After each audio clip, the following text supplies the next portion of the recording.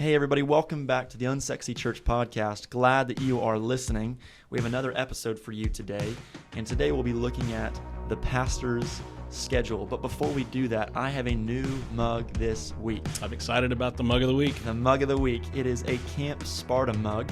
It's a campground out in Sebring, Florida, south of us, where our student ministry visits for their annual retreat. Our young adult ministry went this past fall for their first retreat ever.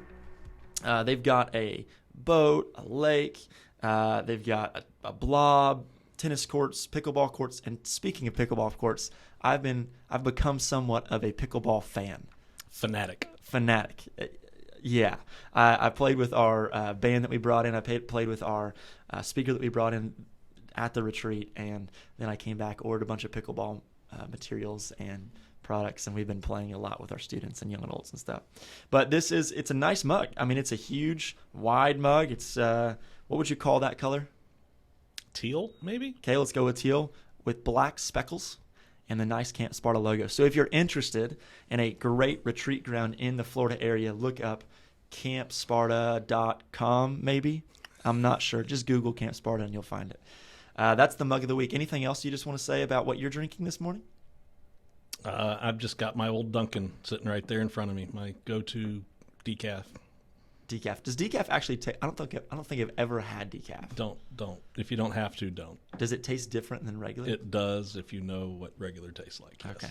Yes. Yeah. It's a sore spot in my life, so let's just move on. Please, okay. Thank you. America runs on Dunkin'. Hey, talking about the pastor's schedule, I had the opportunity. I had the need to go to Verizon this week. My wife, her phone broke. Actually, my kids dropped her phone, and so her phone broke, and so we had to replace her phone. We went to the Verizon store. I went to the Verizon store, ended up getting her a new phone, but in the process, the individual that helped me at the Verizon store asked what I do for a living. We sparked up a long conversation, ended up inviting him to our church. We'll see if that happens. But we had a great conversation, and one of the questions he asked was, what do I do for a living? And so I said, well, actually, I'm a pastor, one of the pastors at a church in downtown Tampa. And he said, I've never met a pastor before. And so I said, I promise I'm not weird, right? I use a phone just like the normal person. I eat just like the normal person. So my thoughts were that he's probably thinking, I don't think I've ever seen a pastor out in the wild before. I wonder what they do on a day-to-day basis, right?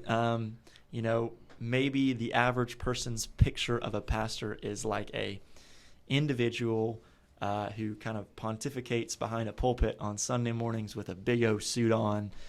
Maybe they have a picture of a priest sitting in a little cubicle receiving confessions, administering sacraments, whatever it might be.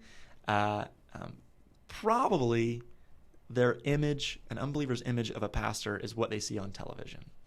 But there's a lot more that a pastor does than just Sundays. Even a church congregation might have the question, what do you do all week, Pastor? And their assumption is you must have a lot of free time. So do you have a lot of free time? What does the pastoral week look like? Any thoughts on pastoral ministry before we just break it down? Apparently a lot of pickleball has gotten involved in this. So. Hey, you've played too, and it's I fun. have, and you have to challenge you maybe after the podcast. Hey, let's go. We'll go knock it around. It's not only unbelievers. I do think it's church members who have a legitimate question. What does a pastor do all week long? Because their vision is you just prepare one message and you get up and for 45 minutes, whatever it is, on Sunday morning, and you present that message. Man, you must have a lot of free time.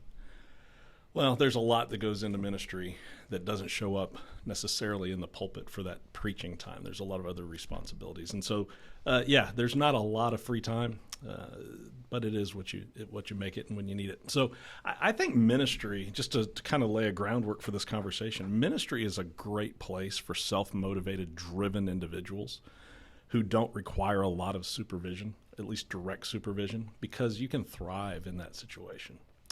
And most churches either don't have much supervision because there's just one pastor in the church, or there's just a small staff and there's no direct supervision there. And so you really have to be self-motivated and driven without having somebody always on you to say, okay, what are you doing today? What are you doing today? The other side of that coin, however, is that ministry is also a place where let's just be honest, lazy people can get in and take advantage of that situation where they don't have supervision, and they honestly, they take advantage of the church. And so you have to be careful in this, because there's a lot of opportunity to thrive and work hard, and there's also opportunity to be lazy and sit back. And I think the minister is answerable to the church. Ultimately, though, we're answerable to God. God's going to hold us accountable for what we did with the church. And I do think the church is answerable for how they treat the minister, how they provide for the minister, how they care for the minister. They are in the short term answerable for that, but I know they're in the long term, they're going to be answerable for what they did with the minister, or the shepherd that God gave them to lead them and love them. So yeah. So as the pastor is teaching Scripture and comes across a Scripture that says, serve your masters, or also, in your own job, serve those above you as you serve the Lord, or as you would serve the Lord. A pastor is not also is under that instruction as well, right? And so we're to serve our congregation as we serve the Lord. You've given quite a few P's. I knew you would love that. I knew you would appreciate the alliteration. I enjoy it. It helps me remember it.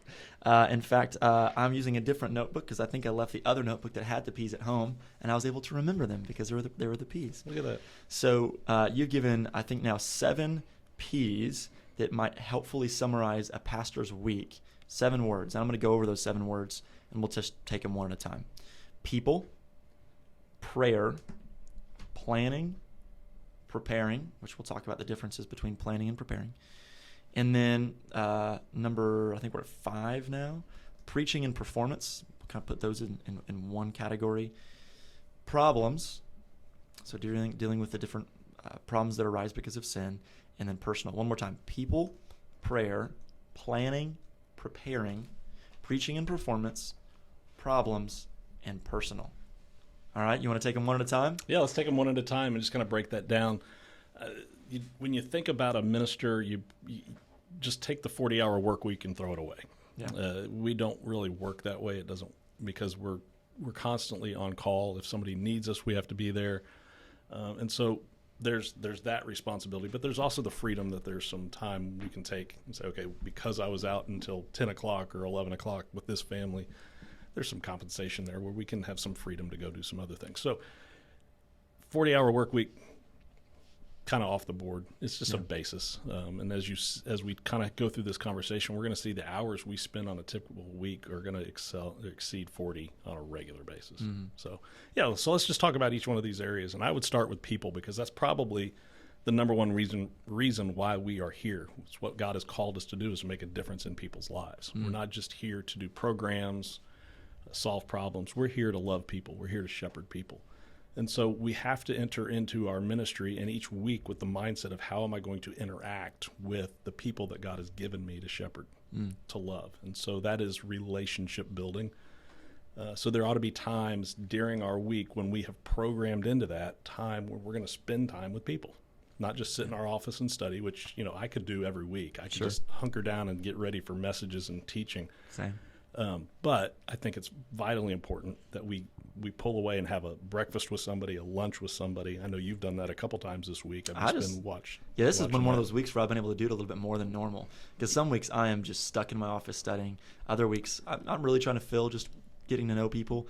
So it would include getting to go out and have brunch with someone this morning at First Watch. In fact, the person that's dating the person who's helping us edit this right now. Look at that. That's right. So, So do you have a day of the week that you like to try to open up for different individuals? It just really depends. Like? Yeah, it depends on the week and depends on the individuals when they're available. I try to make myself available when they're available. Lunch times are a good time to do that. If I'm not seated at my desk eating lunch while I'm working, then I try to go have lunch with somebody. So that's just kind of a good time frame. There are certain days when I'm focusing on sermon prep, so I try not to interrupt those days. Typically those are like Tuesday, Thursday. But the rest of the week I try to just find time where I can go spend time with people. Some of those are new people that want to know more about the church, meet the pastor. Some of those are individuals that you're building relationships with. Some of those are friends of yours that you just need that time with them. Others might be accountable relationships you have with individuals. I mean, is there other, just broadly looking at people, there's so many different types of interactions that you have on a weekly basis with different individuals. Well, all of those things. Then there's times when you just need to meet with people as you're casting vision, or you're meeting with the committee chairman to pray together about what needs to happen next. So there's some strategic times in there, but a lot of it's just building relationships with the people that God has brought you. And some of that is planned, and some of that is just they drop in the office and say, hey, is Pastor Bob available? And they just want to pop in and say, hey, for a few minutes. Well, I didn't program that in my day, but there's probably not a more important thing for me to do than to spend time with some folks. So part of that's just relationship building. Part of it's discipleship. It's cutting away some time each week where we're kind of following Jesus's model of discipleship, where we're discipling a handful of people who then go and disciple a handful of people, and on and on. So making time in our week to spend time with people in a discipleship setting where we're walking them through sanctification, Christ-likeness, living with folks. And that takes time to do that. Yeah, it's good. Yeah. And I think sometimes, a lot of the times where I've scheduled those meetings with individuals from our church are like on a particular Sunday, a student comes up to me afterwards and says, hey, I would love to talk more about that. Right. Or do you have time this week to meet? Right. And then so we'll just get a time, I'll put it in the schedule, and then I'll work around my teaching schedule around that particular meeting. If it's, a text throughout the week or something like that, I'll try to fit it in with my study schedule or whatever it is. Sure. And that's a good thing. So we also have times where other pastors or other ministry leaders will reach out to us and say, hey, kid, you got time this week to get together, want to kick something around with you. So you throw that in there as well. Mm-hmm. And then in our situation where we have multiple staff members, both ministerial staff and support staff, I think it's important for me to have a time with each one of those staff members on a regular basis. Mm. For me, it's typically weekly. It doesn't have to be long, but a time where I'm just making sure they have what they need to do what we've asked them to do, and just making sure that they're doing well, their family's doing well. So that's good. There's time in my week where I'm just spending time with staff. So I would say for me, on an average week, you're looking at 5 to 10 hours a week, just average, of spending time just with people. Yeah. And that's not a complaint. I love it. Yeah. But it is time consuming. It takes time. That's good. Yeah, this week was more than normal for me. I had 3 different meetings with individuals that weren't necessarily about just discipleship. So like Tuesday, had a meeting with someone talking about Thrive Camp, our annual summer camp, and working as a staffer there. And then I had a meeting Tuesday afternoon with some local youth pastors at about an event this summer, and planning that event. So it was a more planning meeting. And then today was a more discipleship, relationship building meeting and stuff. So, but all coming under that category of spending time with people. That's right. So people, prayer, our second P. Anything you want to say about prayer? I need to spend more time in it. I think we always can spend more time, because prayer fuels the mission, prayer fuels the vision, prayer fuels the ministry. So praying through, I'm going to sneeze here in a second. So let's do it right into the mic. Right into the microphone. I'm trying to shake it off so it won't come out. Just spending time both corporately, meaning around the staff. As we're ministering together, we should pray together. And then personally praying through, just what God would have us to do in our personal prayer time. So that staff prayer time, we take time every Monday in our staff meeting, actually before we start doing anything else, to pray for our people. So we take our roster of our church members and probably pray for 15 of them or so each week, somewhere in that ballpark. Yeah. And just pray for them by name. And, if we know something going on in their lives, we lift it up. So praying for our people. And then personally, just praying for God's wisdom and direction. The more I do this job, the more I realize I don't know. And so just praying for God's guidance and wisdom is a huge part of the process for me. Yeah. And prayer probably shows itself often in preparation, right, for sermons or planning. God, I need wisdom to think through this upcoming decision for our church. Correct. Or direction for our church, or even, God, I have Thyatira right here, the church in Revelation, and I don't know where to go. Right. Help me. Right. So prayer, planning. So the next 2 P's are planning and preparing, and we want to distinguish what we mean by planning and then, of course, preparing as two separate things. So what do you mean by planning? So planning to me is you got to know where you're going before you lead anybody else to go there. So planning is the rhythms, the routines, the rituals of the church. Where are we going? What are we doing? What's our mission? What's our vision? What's happening next? What are we trying to accomplish in 3 years? And then backing that up and saying, okay, in order to get there, what do we have to do over the next year, over the next 6 months, over the next few weeks? So planning is that. It is looking out and saying, okay, God, prayerfully, where would you have us to go? Now, how do we get from point A to point B? So planning is all that takes place with that. And so that's planning your preaching, it's planning your teaching, it's planning ministry opportunities, it's planning leadership development, it's planning just long-term, what are we going to do? It's then how do you budget for those things?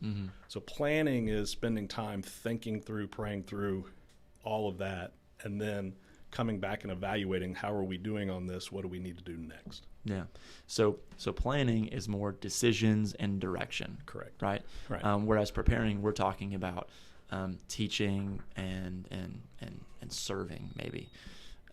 Is there any examples of planning that you would throw out there? You've thrown out a few, but would that, any certain events? So planning might be thinking through, okay, well, how are we going to handle the Easter crowd that comes to church? What are we going to do for Easter this year? What about a mission opportunity this year? We've got a church, South Hills, Mission Waimama. Right. Be planning. What about overseas missions this year? Are we going to go to South Africa? What about goals for our church over the 2022 year? Planning how to reach people, like planning a podcast called the Unsexy Church, right? Things like that.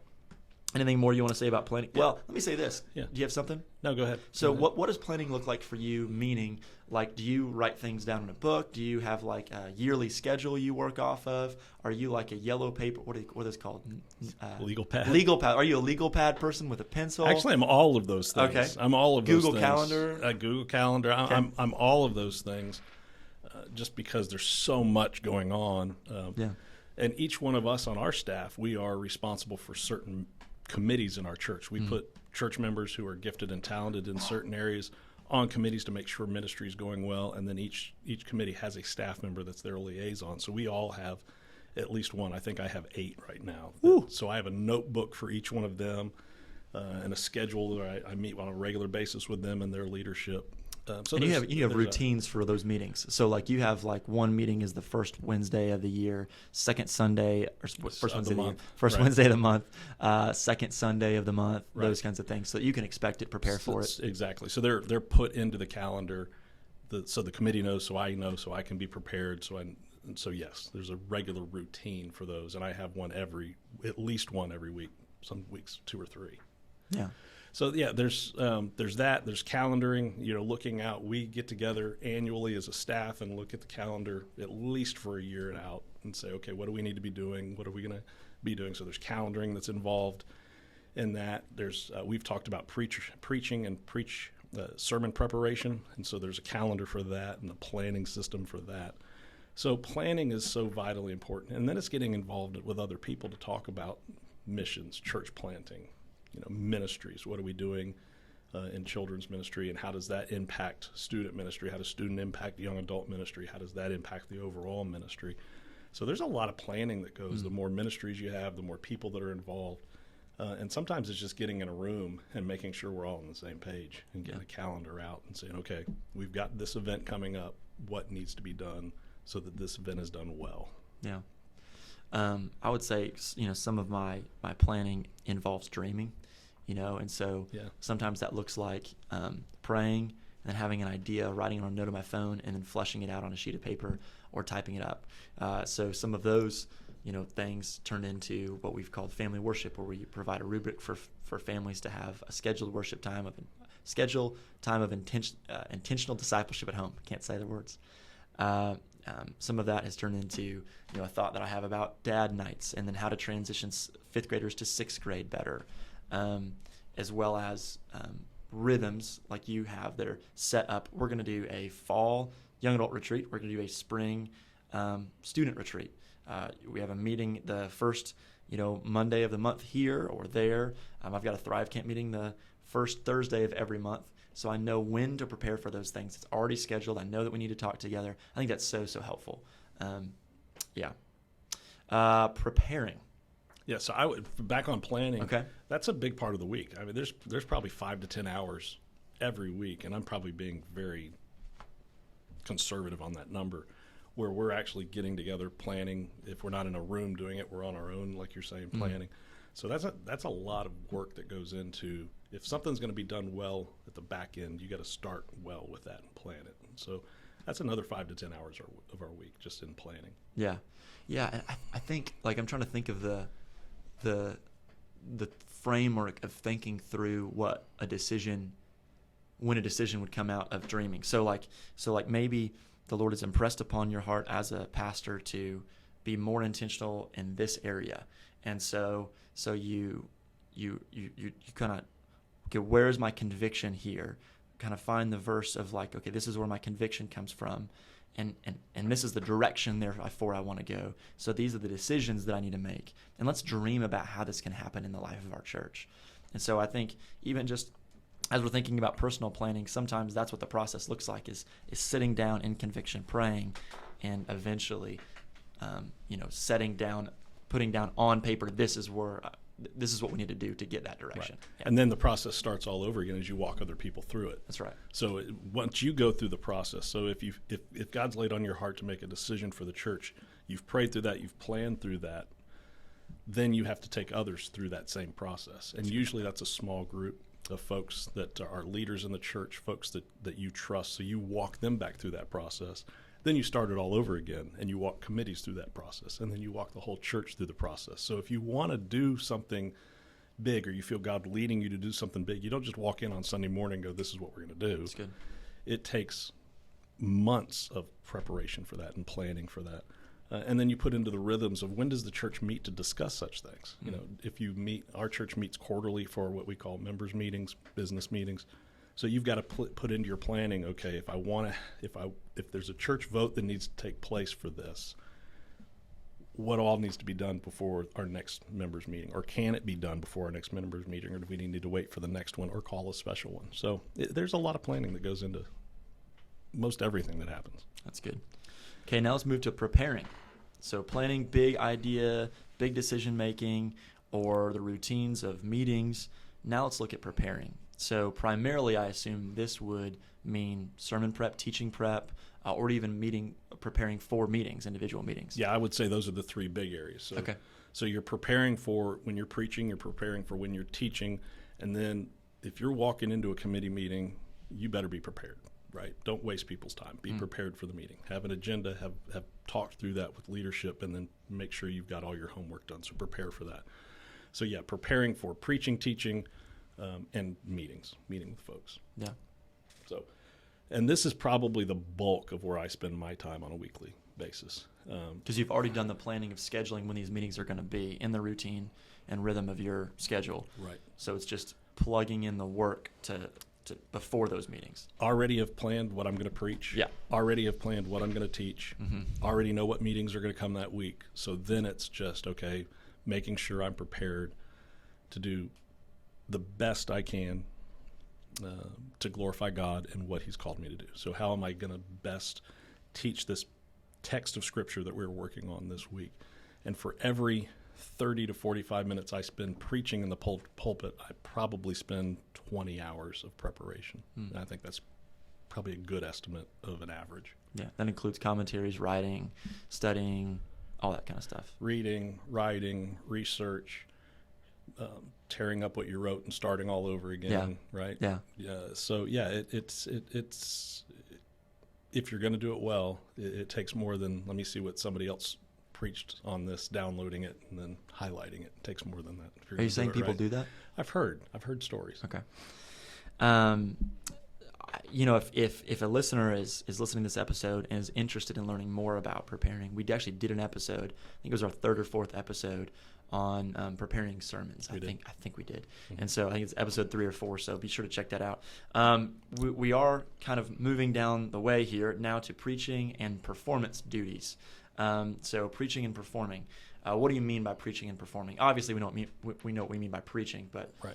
how does this fit in the pastor's schedule, and what does it look like? Yeah, so preaching and performing or practicing what you've prepared. So there's actual time when you are preaching, where you are teaching, where you are leading those meetings.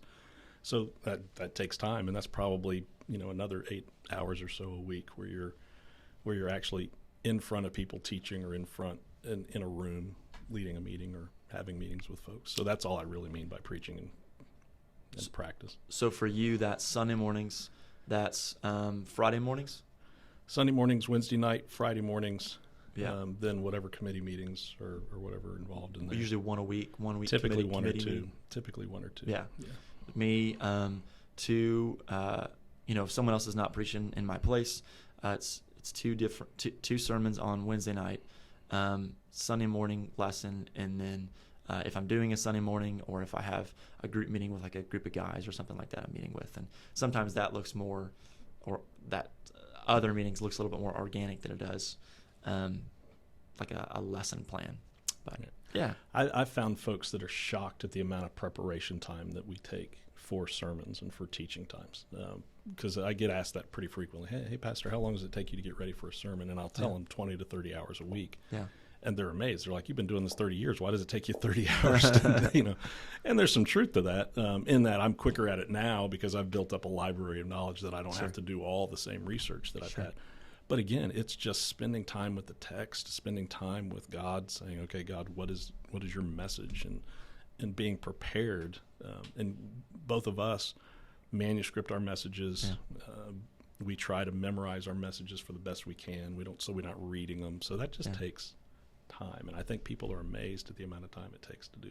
Yeah, and it sometimes doesn't always, at least for me, it doesn't always fit in my work week schedule. And so sometimes I'm at home and it's the morning, and I've been just mulling over a text that I'm going to preach that weekend or whatever it is, and so I'm in the shower and I'm thinking through some different thoughts about how I'm going to deliver this certain portion of the passage. And so as soon as I get out of the shower, I pull my phone out and type up what I just thought out, and that eventually it's moved over to my computer, and then the grammar gets fixed, and so on and so forth. Yeah, I'm the same way. I'm taking notes all week long. Something happens, it triggers something, so I'll write it down or make a note of it. Some of the reason why people are surprised it takes me so long to prepare is perhaps because the finished product, they're like, "Wow, that took them 30 hours to do that." Oh, come on. You don't hear that often. There's no way you hear that often. You never know. All right, problems. So let's be careful not to say, or be careful to say that what we don't mean is that people are problems, but with people, including ourselves, there comes problems. Sure. We live in a sinful world, and so part of the duty of a pastor is to shepherd individuals, and sometimes that means leading them back to where where the grass is green, and where the water is sustaining, or at least drinkable. So helping people out, going through different life circumstances. Yeah, unforeseen things that come up during your week. Somebody coming in with, their marriage is in crisis, and they just need to talk to somebody. Somebody coming in actually off the street and saying, "I just need to pray with somebody." Is somebody available? A child that's struggling with yeah. gender ideology, or a child that's being rebellious and wanting to kind of leave the home at an age where it's inappropriate to. Right. So as you say, we're not trying to say people are problems, but people have problems, and they come up during the week, and sometimes they come to us for help. Yeah. Funerals pop up unexpectedly for the most part. So you got to put that into your rhythm on a regular basis as well. So then there's just administrative problems. You own a piece of property, and somebody runs a stoplight and runs into your church building. Happens more frequently than you think it would. You got to deal with those problems. That was like a 3 a.m. kind of thing. It was. That one was, yeah. So there's problems that happen, and you got to just kind of allot time in there to say, okay, we're going to be problem solving during this period of time. Some of those problems, it's unique. There was no seminary class covering some of the issues that arise as a pastor. Not too long ago, I think it was back in January or December, there was an individual who unfortunately was the victim of a car crash, was walking across the street on Kennedy Boulevard, and was hit by a car, and it happened that one of our cameras could potentially help the investigation. And so you're like, oh, I didn't expect to be a part of this as a pastor. Right. But so there's just total unexpected problems that arise every single week you can't plan for, that take always more time than you would expect any problem could take. Sure. So the other week, I'm in my office and I get a text from the office manager next door who watches over our building next door, and he says, there's somebody up on the roof. We don't know who it is. You need to go check this out. So I'm like, why would somebody be up on our roof? Because we have a tall building that looks over Kennedy Boulevard. So we're thinking the worst. We're like, how in the world did anybody get up there, number one? But what are their intentions if they, so several of us get together and we go up, storming up the stairs to check on this individual, and it happens to be the person that's staring at this you right now. That's staring at me awkwardly right now. Wondering what you're going to say about it. Because all she was up there doing was just having her quiet time and didn't know anybody. But we have cameras everywhere and people saw her. So, problems arise and you just go, so fortunately that was just a misunderstanding. But I had taken a couple students up there one time, beautiful view. And we have a manor of individuals that are in their older ages who live just right across the street from our church. And someone had called on us being on top of the roof, who had called someone else from our church, who had called me and said, what are you doing on the roof? Yeah, it's me. It's okay. Oh, okay. It's fine. So we've got plenty of people watching all the time. All the time. All the time. And if people aren't watching, the cameras are. So that's right. You never know around here. That's right. How many cameras do we have now? I don't know. Like 40-some? At least, yes. Being a downtown church. Lastly, personal. What do you intend to mean by personal? Personal means there are times when the staff member just has to pull away and spend time with their family, away from the ministry, doing what they do to enjoy themselves, to relax, to unwind, to get away from everything. We've got a staff now where I have to kind of push you guys to go do more personal time because we're all that group we talked about at the very beginning. We're all self-driven, hard workers, almost workaholics. And so we love being here. We love being here. That's because we love our church. Yeah, we do. But there are times when the staff member they just need to go away. They just need to pull away and go spend time with their spouse, with their kids, and not apologize for it. Just go do it. God's built-in rhythms of rest in creation that he intends for us to do, and that does not include members of the staff and ministers. We have to pull away or we'll pull apart at some point. And so Sunday's a work day for us. So there's got to be other days where we pull away. So for most of us, that's Friday, Saturday, at least part of the day Friday. We're not here on property. We may be working, but we're doing it from home. But there's got to be times where we just say, okay, go away, just relax, go play pickleball, go golf, go whatever you do to unwind, go do that. Yeah. So in my rhythm, it's Friday is family day, Saturday is seminary day. Friday is family day. So Friday is phone down for the most of the day. I'm going to do like a Q&A thing, but I don't usually answer until the very end of the evening when I'm just chilling, sitting next to my wife. I think that's super duper important. And I think so because in our current state of just culture in the world, there are so many different ways to contact people. So, I mean, I am thankful for that in so many ways that individuals can reach out to us in times of need.